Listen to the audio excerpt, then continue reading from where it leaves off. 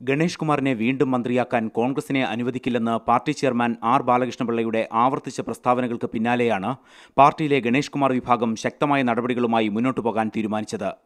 പാർട്ടിയിലെ ഗണേഷ് അനുകൂല വിഭാഗം അടിയന്തരമായി ഒത്തുചേർന്ന് ഭാവി പരിപാടികൾ ചർച്ച ചെയ്തു. ഗണേഷിന് പ്രതികൂലമാകുന്ന തീരുമാനമുണ്ടായാൽ ശക്തമായി പ്രതിരോധിക്കാൻ ഗണേഷ് അനുകൂലികൾ തീരുമാനിച്ചു. ഇതിന്റെ ഭാഗമായി നേരത്തെ രൂപീകരിച്ച ജനകീയവേദി സംഘടനയുടെ പ്രവർത്തനം ശക്തിപ്പെടുത്തും.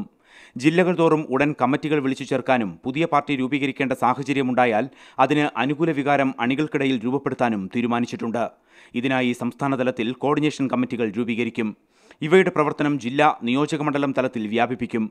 കൂറുമാറ്റ നിരോധന നിയമപരിധിയിൽ ഗണേഷ് കുമാറിനെ കുരുക്കാനാണ് ഔദ്യോഗികപക്ഷം കരുക്കൾ നീക്കുന്നത്. കൂറുമാറ്റ നിരോധന നിയമം ഏതുതരത്തിൽ ബാധിക്കുമെന്നറിയാൻ ഗണേഷ് അനുകൂലികൾ മുതിർന്ന അഭിഭാഷകരുമായി ചർച്ച നടത്തി. കൂറുമാറ്റത്തിന്റെ പരിധിയിൽ വരാതെയുള്ള തന്ത്രങ്ങൾ ആവിഷ്കരിക്കാനാണ് നിലവിലെ തീരുമാനം. ബാലകൃഷ്ണപിള്ള ഗണേഷ് തർക്കം രൂക്ഷമായതോടെ ഇരുവിഭാഗങ്ങളും സംഘടനയുടെ താഴെത്തട്ടിൽ പടപ്പുറപ്പാട് ശക്തമാക്കി.